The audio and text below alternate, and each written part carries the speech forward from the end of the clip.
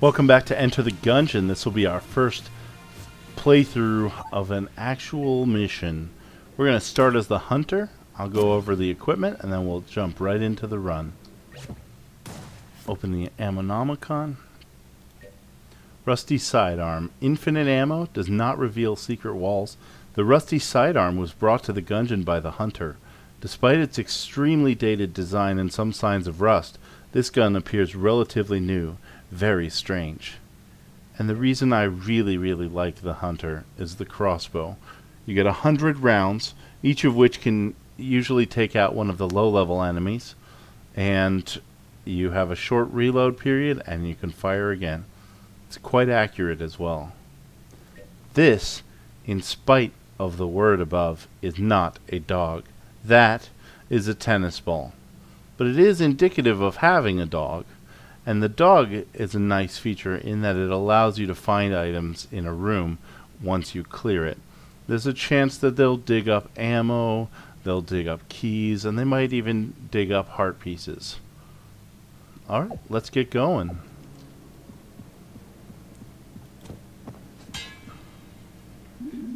You are now ready to enter the Gungeon. Alright, let's do it.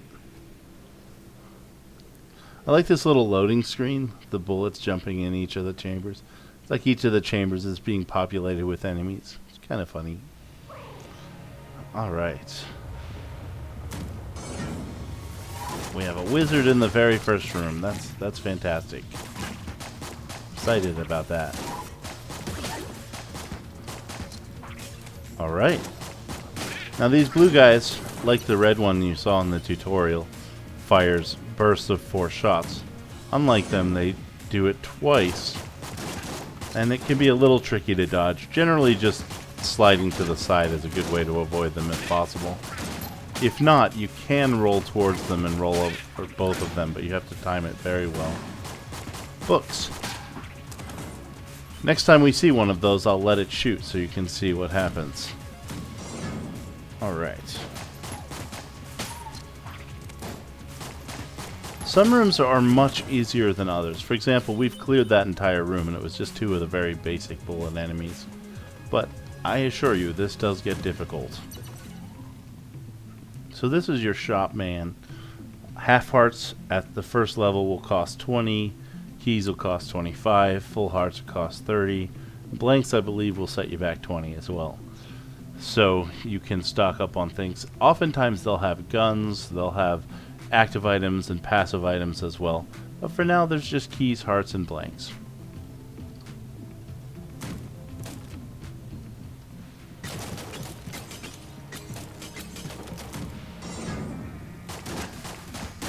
Some more of those blue guys. Again, just circle around them. Do as much damage as you can as quickly as possible. A lot of them will explode on death and shoot off some extra projectiles you need to dodge. I will go ahead and go into the Ammonomicon to show you descriptions of some of these enemies as we unlock them. So you can see your character equipment. You can also see whatever guns you've encountered during runs. Obviously I haven't seen many because I started a fresh login for this particular series. Also, you can look at your passive and active items, which are all on this one tab. And the enemies you encounter, I'll go ahead and click through them, let you read them. Feel free to pause the video if you want to read a particular page. I will try to take a little bit of time.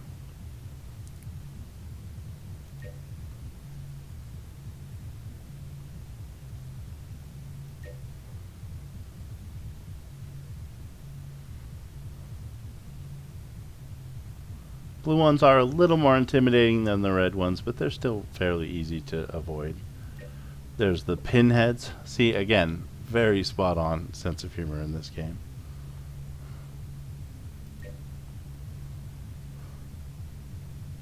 Gungeon 101 booklet.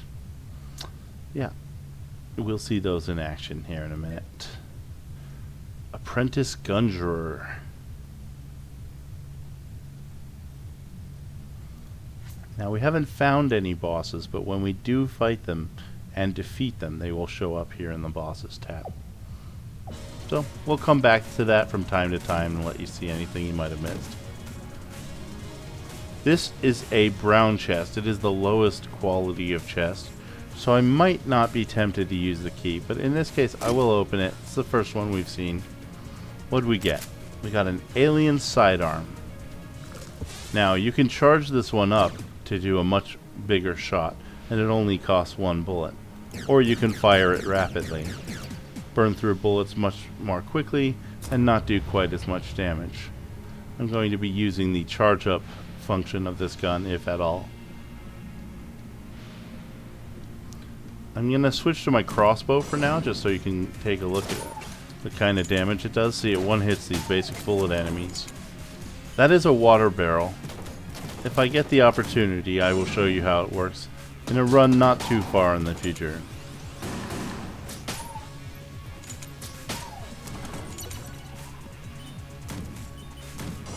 Alright, this is a fireplace room tied in origins to the water barrels, which I will show you at some point. Probably in this run, actually. Once I clear the floor, I'll come back and show you. Ooh, a key. There tend to be 2 chests on each floor, although there can be extra chests that will spawn with special event rooms.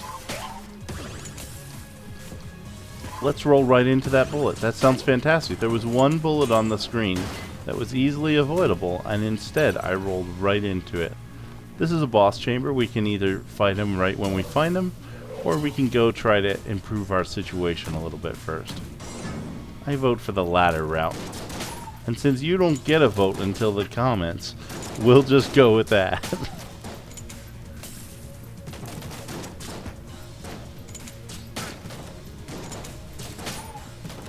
Alright. Very straightforward room clearing. These are hollow points. Again, another wonderful pun. And they carry Thompson submachine guns. Teleportation is another one of their somewhat irksome features. If one of them teleports behind you and you haven't seen them, they can be very bothersome. Go ahead and open up since we have a couple more enemy types. Let's see. The GG, a strange species of bird that lays eggs filled with bullets. Sounds pleasant. We also had the veteran bulletkin, more experienced than the standard bulletkin brethren. Veterans have a better understanding of gunplay. These crafty gunslingers will predict the movements of their targets, aiming where they are going to be rather than where they are.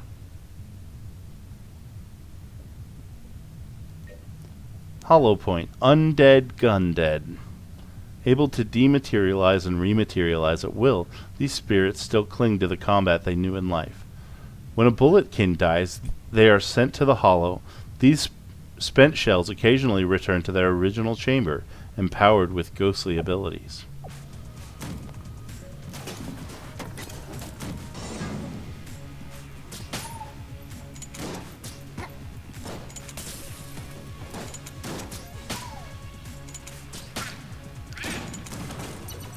Pretty standard room, no big deal there. Let's look at this one. This is a slightly upgraded chest. I'm not sure. There are green and blue chests, and they are 2nd and 3rd tier, but I'm not sure which is which. Ooh, a utility belt, all capacity up. So I believe this allows you to use 1 more active item. Of course, we have 0, so being able to hold 2 doesn't help us much right now. And it also increases your ammo. Let's take a gander. Carry an additional item and more ammunition. Sounds about right. Alright, looks like, from a cursory look at the map, that we've cleared all the rooms. So let's go back to the store, see if there's anything we want to buy. Looks like not. And then we'll go straight to the boss. Now, I've shown you the crossbow, so I will try to fight this boss with the alien sidearm. What do we have?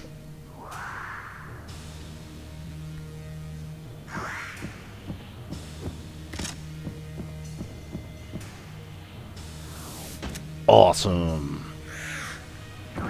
More awesome. Rapid fire raptor Gatling goal. Now see, the pew-pews don't do much damage at all. But the charge shots, if you need to be ammo conservative, do a fair chunk of damage. You want to dodge those as much as possible or walk straight into them. Either is an acceptable strategy. One does not give you a perfect of the boss.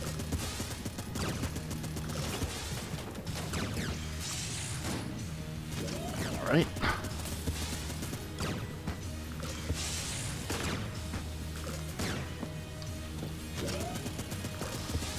I'm sorry if I'm getting quiet. Boss fights do take a bit of concentration, and it's very easy to get hit by stray projectiles. Let's see what we got here. Alright.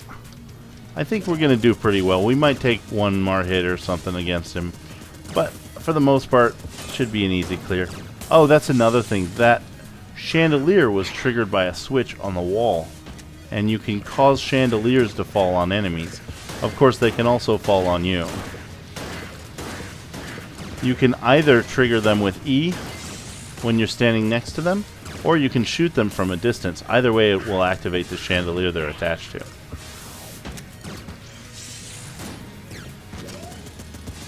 Alright, let's finish this guy off. Ah, okay, cool. That worked out pretty well. I wish I hadn't taken that dumb damage earlier, but such is the way of things. At some point you'll see me perfect a boss, and you'll get to see what that does. Looks like we've cleared the floor. Now we have 2 keys, so I am going to go ahead and show you something special to do with the water barrels. If we come down here and we push this barrel towards the wall, it'll pop out away from the wall. And then we can block it about there. I think that will totally miss where it's supposed to go. Alright. A little tricky because you have to position yourself in such a way that it'll flow down the corridors. Roll down the corridors. Yeah, I'm definitely too far up. But essentially, we're rolling this into the fireplace room so that we can put out the fire. We'll stop it right about there or so. Roll it in. Block it with your body or a table if there happen to be tables in the way. That works out pretty well.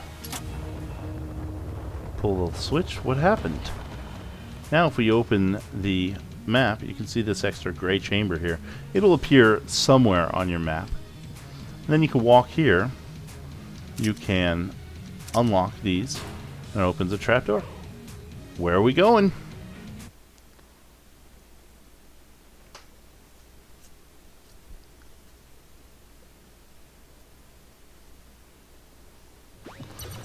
Alright, this is the oubliette. Now, for getting here, we unlocked the trash can, in which if we pick it up in gameplay, I'll show it to you. Those guys do not seem to be feeling particularly well. I really like the music in this particular dungeon area. Ah! That is a sniper, and he is terrifying. The trick to the snipers is to either sidestep at the last moment, or you can dodge roll if you're not quite confident on the timing.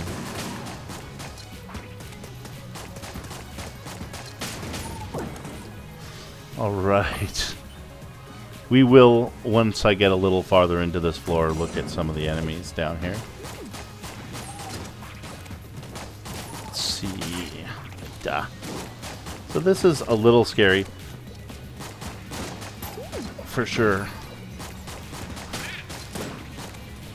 The rooms do get much more tense than this, believe it or not. Mushrooms basically give off spores that will hit you if you're close almost all the time. You want to give mushrooms, especially the larger mushrooms, a wide berth.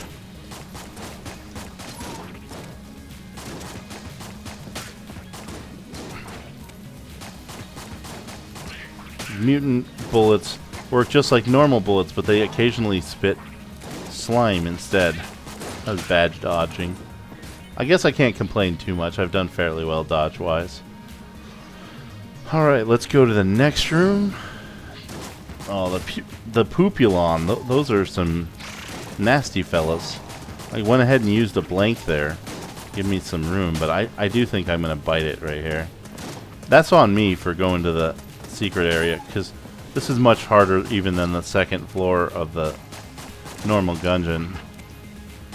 That's alright though. You've seen the secret. We unlocked the trash cannon, so we can at least see that in future runs.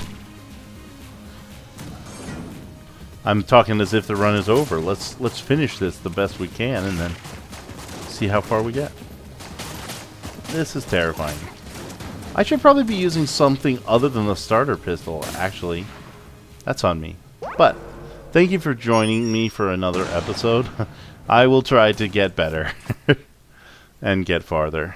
I will not be going to the oubliette on most occasions, but at some point I will try to get back down there to show you more of it. I'll return to the breach, and then I'm going to go through the guide and show you the enemy types that you may not have gotten to see. There was a new gun that I picked up and didn't use.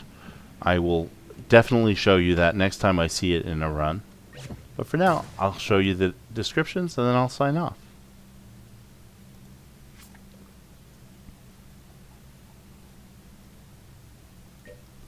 The Luxon cannon, rapid fire with a big finale. This tricky prism requires guile to wield, but with the right lens fires shreds of solidified light that slice enemies in their path, falsely rumored to have natural healing abilities. The hegemony of man. Now, I pronounce it hegemony, and that is one proper way to say it. It can also be pronounced hegemony. I looked it up. The hegemony, or hegemony, of man has fought and won 3 major wars with alien races. Hundreds of these pistols were salvaged after the second of these wars.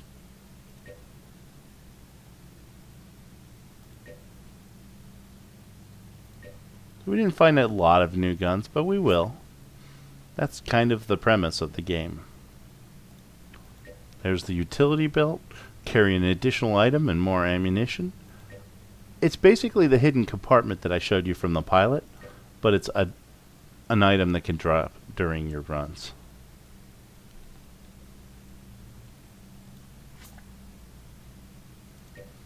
The professional. Only the most talented sniper shells are called professionals. These sharpshooting executioners have upgraded their rifles with specialized... Specialed? That definitely says specialed. I'm sure they mean specialized. I'll send them a note about it. Flak rounds, which burst into deadly shrapnel on impact. Sniper shell. Take the shot. The sharp-eyed sniper shells are easy to deal with on their own, but can pose quite a threat when providing backup to other Gundead. Adventurers who have encountered them are divided as to whether Gundead grow to resemble their weapons of choice, or if they are born with an affinity for a certain type of gun. Mutant shotgunkin. Like their mutant brethren, these malformed shotgunkin have been changed by the depths. They no longer try to return to the upper levels, preferring the dank darkness of the oubliette. Living sealed in the filthy depths of the Gungeon's oubliette has caused these Gundead to mutate. Isolation has driven them mad, but they still remember their deadly purpose. Shroomers are malformed bulletkin, prematurely fired, but somehow still functional, prone to paranoia. We also defeated the Gatling gull. Nesting in the first chamber, this bird repels intruders with its signature weapon.